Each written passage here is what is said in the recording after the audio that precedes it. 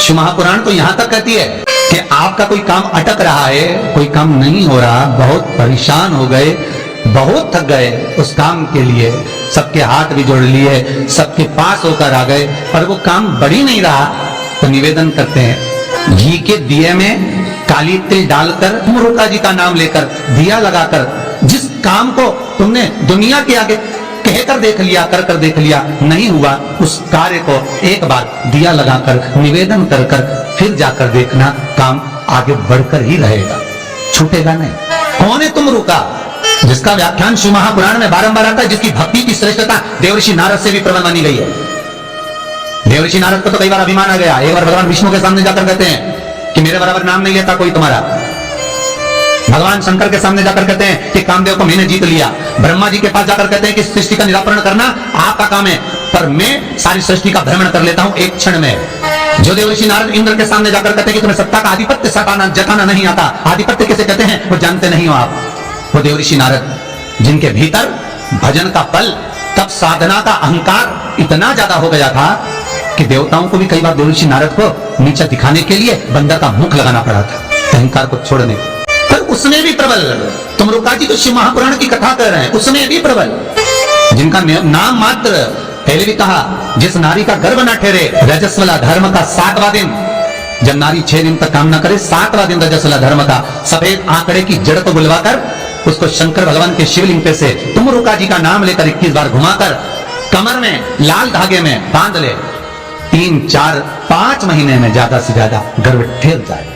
पक्का विश्वास रखकर शिव जी का नाम ले, तुमरुका का स्मरण, ज्यादा कुछ नहीं बने तो शंकर के मंदिर में जाकर घी के दिए जला, 5 दिए लगा, और ज्यादा कमी पड़ रही हो धन की, संपदा की, सत्ता की, कोई प्रॉपर्टी, कोई दुकान, कोई धंधा पानी नहीं चल रहा, बहुत कष्ट में हो, बहुत तकलीफ में हो, तो महाराज 108 चावल के दानों को केसर में भिगोकर, केसर के पानी में केसरिया कर पकाना नहीं है, पकाना नहीं, उसको कच्चा चावल केसर में भिगोकर 108 दाने शंकर को मध्य रात्रि में, शिवरात्रि के दिन सूर्यास्त के बाद, रात के 12 बजे से पहले कभी भी शंकर को चढ़ा दो, समर्पित कर दो, और वही अक्षत के दाने उठाकर वापिस रख लेना ब्रह्म मुहूर्त में सुबह 4 बजे, फिर बाबा पे सौंप देना। जितनी शिवरात्रि आती जाएंगी उतना धन बढ़ता चले जाएगा बाबा पास। संपूर्ण इतने उपाय है, और सारे उपाय यहीं से बताए जाएंगे, नीचे तो कुछ नहीं। नीचे उतरने के बाद हमें कोई मतलब ही नहीं है, हम क्या बोले ना बोले हमें उससे मतलब नहीं। ये व्यासपीठ श्री सुखदेव जी की है, ये व्यासपीठ श्री व्यास जी महाराज की है, ये व्यासपीठ श्री सूत जी महाराज की है, और ये व्यासपीठ इन सबसे पहले मेरे देव अधिदेव महादेव की है, जिन्होंने अमर गुफा में अमर कथा माता पार्वती को श्रवण कराई थी। बाकी के तो सुखदेव जी, व्यास जी, सूत जी, ये सब बात के, पर सबसे पहला वक्ता मेरा शिव है।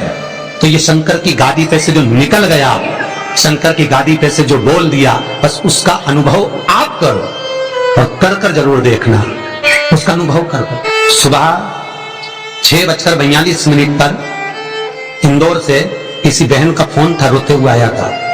आप लोग कहेंगे तो मैं नंबर भी दे दूंगा, समय लिखूंगा। 6:42 पे फोन आया था, रोते हुए फोन आया था कि मेरा एक ही लड़का है और वो वेंटिलेटर पर पड़ा हुआ है। रात को 1:30 बजे से, मैं 1:30 बजे से परेशान हो रही हूँ, फोन पर फोन लगा रही हूँ, रात को कोई उठाया नहीं, सुबह तक लगाकर देख रही हूँ। 6:42 पर फोन, प्रयास रहता है सब उठाते हैं, रात को सब सो गए, सुबह लेट नींद खुली, हम ही हाथ में फोन आ गया और हमने उठा लिया। हमने कहा बहन क्या बात है, बच्चा वेंटिलेटर पर, उपाय करा कोई सा? डॉक्टर अंदर जाने नहीं दे रहे। बच्चे के कपड़े हैं घर में, है पुराना कपड़ा है जो पहनता हूं रोज डेली में, कोई लोवर टी शर्ट कुछ ऐसा, हाँ है, बस उस कपड़े को रख, एक कलश में अच्छा पानी भर ले, और उसी में दूध डालकर, बेलपत्री डालकर शिव को समर्पित करना प्रारंभ कर दे। 11:30 बजे दोपहर में फोन का वेंटिलेटर हट चुका है और बालक स्वस्थ हो गया। करना आपको है, हम तो केवल बता सकते हैं, और वो भी ये शिव महापुराण में जो लिखा होगा, स्कंद पुराण में जो दिया होगा, इन पुराणों में जो होगा वो बताना है, इससे हटकर कुछ नहीं। ऐसी फालतू बातें ढेर सारी तो बताने वाले ढेर सारे पड़े, पत्रिका दिखाने जाओ, तुम्हारा ऐसा कर देंगे, वास्तु शास्त्री के पास जाओ, ये पाइप बदल दो, ये कमरा बदल दो, ये जगह बदल दो, किसी के कोई के पास भी जाओगे तो कुछ ना कुछ तो दे ही देगा। पर यहाँ से तो केवल ना कोई भभूति है, ना कोई हमारे पास में जल है, ना हमारे पास में कोई बेल है, ना हमारे पास में कोई बाबा जोगी है, हमारे पास में तो ये शिव महापुराण है। इसमें जो बाबा ने लिख दिया, शंकर जो कर दिया, कह दिया, बोल दिया, बस उसी का स्मरण आप कर लीजिए। मुझे विश्वास है वो दुनिया का दुख हरने वाला आपके दुख भी हर लेगा, इतना विश्वास रखता हूं। कितना सुंदर संवाद शिव महापुराण की कथा कहती है, कितना सुंदर कहती है कि आप किसी मंदिर में शिवरात्रि हो, सावन का महीना हो, शंकर जी के मंदिर में अगर अर्चना चल रही है, उपासना चल रही है, पूजन चल रही है, अगर मालूम पड़े शिव के मंदिर में आज त्योहार वाला दिन है, सावन का दिन है, शिवरात्रि का दिन है, भगवान के तो सभी भगत आएंगे, हजारों लोग आएंगे। भाई सास अगर बीमार है तो मिलने तो बहन बेटी भी आएगी, कोई भी आएगा, भले तुम्हारा लड़ाई हो चाहे झगड़ा, आएंगे तो सब ना। नहीं आएंगे तो लोग कह देंगे बताओ अम्मा बीमार पड़ी गई और जीजी एक दिन देखने नहीं आई, बोलेंगे कि बोलेंगे। सावन का सोमवार, शिवरात्रि का दिन अगर कोई शंकर के मंदिर नहीं जाएगा तो लोग क्या कहेंगे, बताओ शिवरात्रि के दिन घर में पड़ी हुई है, भगवान के मंदिर नहीं गई, कितना बुरा लगेगा। घर में सास बीमार पड़ी रहे और नंदों से कितनी भी लड़ाई हो, भाभियों से कितनी भी लड़ाई हो, देवरानी जेठानी से कितनी भी लड़ाई हो, अगर एक नहीं आए ना, अभी देवरानी देखने नहीं आए तो जेठानी आग लगाने में पीछे नहीं रहेगी। देख लो सास ने पूरा भर दिया, ये दिन देखने नहीं है, देख लो। अरे बोलो तो जितने ऑनलाइन सुन रहे हो सही है कि गलत है, तुरंत कहेंगे। और शंकर भगवान की आराधना को तो निवेदन है, जिस दिन भगवान शंकर का उत्सव हो, जिस दिन कृष्ण जन्माष्टमी, रामनवमी, शिवरात्रि, श्रावण का महीना, जिस दिन भगवान के उत्सव हो, निवेदन हो, उस दिन सब दर्शन करना चाहेंगे, सब मिलना चाहेंगे। पर कुछ लोग 1000, 2000, 5000 की रसीद करवा के शंकर जी के आसपास ऐसे बैठ जाते हैं कि इनके बाप की जागीर है, दर्शन भी नहीं करने देते, पानी तक नहीं चढ़ाने देते। अनुष्ठान चल रहा, सेवा चल रही है। शंकर भगवान, पार्वती जी बोले बाहर लोग खड़े हैं, शंकर भगवान बोले अपन तो खुद इनके 2000 में पड़े हैं, बैठे रहो, बिक गए 4000 में, 2000 में, 5000 में। मंदिर में भगवान को बेचना नहीं है।